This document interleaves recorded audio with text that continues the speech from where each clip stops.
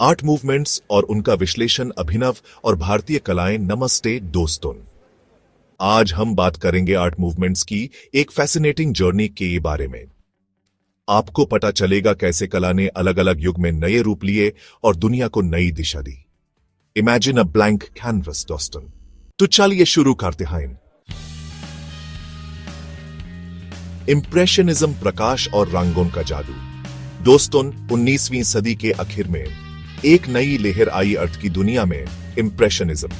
यह वो दौर था जब आर्टिस्ट्स ने खुद को स्टूडियो की चार दीवारियों से आजाद किया और निकल पड़े खुले आसमान के नीचे, प्रकृति की गोद में। उन्हें इंटरेस्ट था कि वो लाइट को कैसे कैप्चर करें, कैसे वो पल भर में बदलते हुए रंगों को अपने कैनवस पर उतार सकें।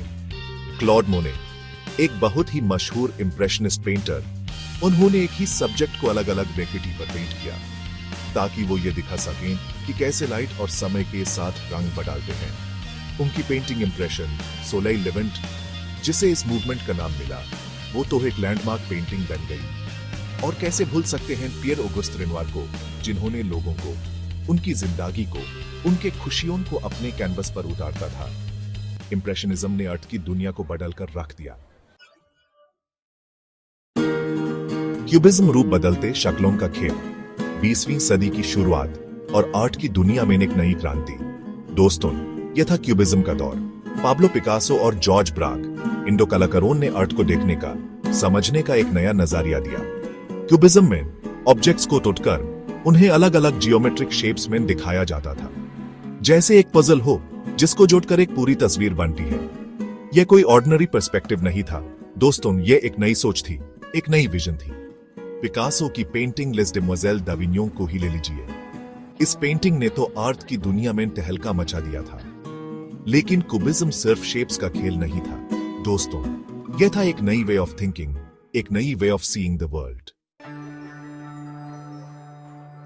सररियलिज्म, सपनों की दुनिया का कैनवस। दोस्तों, कभी कभी हम ऐसे सपने देखते हैं जो रियलिटी से परे होते हैं, अजीब होते हैं, मिस्टीरियस होते हैं। सररियलिज्म भी कुछ ऐसा ही था, एक ड्रीम लाइक आर्ट मूवमेंट जो सबकॉन्शियस माइंड को एक्सप्लोर करता था। साल्वाडोर दली, ये नाम तो आपने जरूर सुना होगा। Melting clocks, strange creatures, impossible landscapes, यह सब था दाली की पेंटिंग्स का हिस्सा। रेने मैग्रिट, एक और फेमस सररियलिस्ट पेंटर, उन्होंने ऑर्डिनरी ऑब्जेक्ट्स को लेकर उन्हें अनयूजुअल सिचुएशंस में दिखाया। उनकी पेंटिंग्स हमें सोचने पर मजबूर करती थी, हमें रियलिटी पर सवाल उठाने पर मजबूर करती थी। सररियलिज्म ने आर्ट की बाउंड्रीज को पुश किया। आर्टिस्ट्स को यह फ्रीडम दी कि वो अपने अंदर के बच्चे को, अपने अंदर के सपनों को, अपने अंदर के ख्यालों को बिना किसी डर के एक्सप्रेस करें। चैप्टर 4, अब्स्ट्रैक्ट आर्ट, जब रंग बने भावनाओं की जुबान।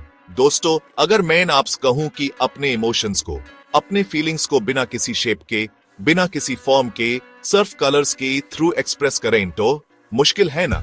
लेकिन यह मुश्किल काम एब्स्ट्रैक्ट आर्टिस्ट ने किया। एब्स्ट्रैक्ट आर्ट ने ट्रेडिशनल आर्ट के रूल्स को तोड़ा और इमोशंस और आइडियाज को एक्सप्रेस करने के लिए कलर्स, शेप्स और टेक्सचर्स का यूज किया।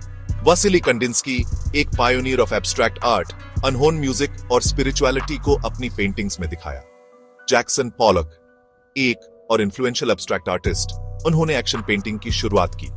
एब्स्ट्रैक्ट आर्ट को समझना थोड़ा मुश्किल हो सकता है, लेकिन यह आर्ट हमें यह सिखाता है कि आर्ट सिर्फ वो नहीं होता जो हम देखते हैं, बल्कि वो भी होता है जो हम फील करते हैं। यह आर्ट हमें अपने इमोशंस को एक्सप्लोर करने की फ्रीडम देता है। Chapter 5, Bengal school of art, स्वार्थी रंगों की वापसी। दोस्तों, 1900 के दशक में जब भारत ब्रिटिश राज के नीचे था, तब एक नई आर्ट मूवमेंट ने जन्म लिया, Bengal school of art.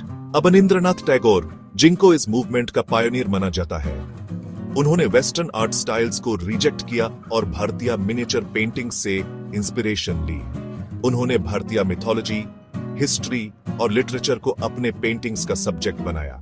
Nandlal Bose, एक और important artist of this movement, उन्होंने भारतीय फोल्क आर्ट को रिवाइव किया और यूज मॉडर्न आर्ट के साथ ब्लेंड किया। बंगाल स्कूल ऑफ आर्ट ने भारतीय आर्टिस्ट को अपनी रूट्स से जोड़ा, उन्हें अपनी कल्चर पर प्राइड करना सिखाया। चैप्टर 6, प्रोग्रेसिव आर्टिस्ट्स ग्रुप, आजादी के रंग, नए कैनवस पर। दोस्तों, 1947 में भारत को आजादी मिली और आईएस आजादी के साथ आई एक नई एनर्जी, एक नया जोश। आर्ट की दुनिया में भी ईएसएस जोश को देखने को मिला प्रोग्रेसिव आर्टिस्ट्स ग्रुप के रूप में। मुंबई में बना यह ग्रुप आर्टिस्ट्स का एक ऐसा समूह था जो चाहता था कि वो अर्थ के थ्रू नया भारत बना सके। वो अर्थ को सिर्फ एक विजुअल ट्रीट नहीं बनाना चाहते थे, बल्कि वो अर्थ की through social issues, political issues और कल्चरल इश्यूज पर बात करना चाहते थे। एमएफ हुसैन, जिनको इंडिया का पिकासो भी कहा जाता है, वो आईएसएस ग्रुप के एक इंपॉर्टेंट मेंबर थे। उनकी पेंटिंग्स में भारत की कल्चर, भारत की मिथोलॉजी और भारत की कॉमन मैन की जिंदगी नजर आती है। एफएन सूजा, एक और prominent artist of this group, उन्होंने अपनी बोल्ड लाइंस और स्टार्क इमेजरी के लिए जाने जाते हैं। प्रोग्रेसिव आर्टिस्ट ग्रुप ने भारतीय आर्ट को एक नई दिशा दी, एक नई पहचान दी। उन्होंने आर्ट को सोसाइटी का मिरर बनाया जो उस दौर की रियलिटी को रिफ्लेक्ट करता था। चैप्टर 7, मिनिएचर पेंटिंग, रेखाओं में छुपी बारीक जानकारी। दोस्तों, कला की दुनिया में एक आर्ट फॉर्म ऐसा भी है जो अपनी बारीक डिटेल्स, वाइब्रेंट कलर्स और इंट्रिकेट डिजाइन्स के लिए फेमस है, मिनिएचर पेंटिंग। ये आर्ट फॉर्म भारत में मुगल और राजपूत काल में फ्लोरिश हुआ। इमेजिन दिस, एक छोटी सी पेंटिंग जिसका साइज एक पोस्टकार्ड जितना भी नहीं, और उस छोटी सी पेंटिंग में इतनी बारीकी से डिटेल्स बने गई हैं कि आप हैरत में पड़ जाएंगे। हर एक चेहरे का एक्सप्रेशन, हर एक ड्रेस की फोल्ड, हर एक ज्वेलरी का डिजाइन, सब कुछ इतनी बारीकी से पेंट किया जाता था कि लगता था जैसे वो सच में ही जिंदा है। मुगल मिनिएचर पेंटिंग्स अपने रियलिस्टिक स्टाइल, इंट्रिकेट डिटेल्स और यूज ऑफ ब्राइट कलर्स के लिए जाने जाते। राजपूत मिनिएचर पेंटिंग्स में often religious themes, mythological stories और नेचर सीन्स को डिपिक्ट किया जाता था। मिनिएचर पेंटिंग एक बहुत ही लेबर इंटेंसिव आर्ट फॉर्म था जिसके लिए आर्टिस्ट को सालों की मेहनत करनी पड़ी थी। चैप्टर 8, कला समय का दर्पण, भावनाओं का कैनवास। दोस्तों, आज हमने आर्ट मूवमेंट्स की एक रेंजन यात्रा की। हर मूवमेंट ने अपने समय की कहानी को व्यक्त किया और नए विचारों को जन्म दिया। आपको कौन सा आर्ट मूवमेंट सबसे ज्यादा इंस्पायर करता है? कमेंट्स में जरूर बताइए। और अगर आपको ये वीडियो पसंद आई हो तो विजनर्स कोचिंग को लाइक करें, शेयर करें और हमारे चैनल को सब्सक्राइब करें, क्योंकि हम और भी अमेजिंग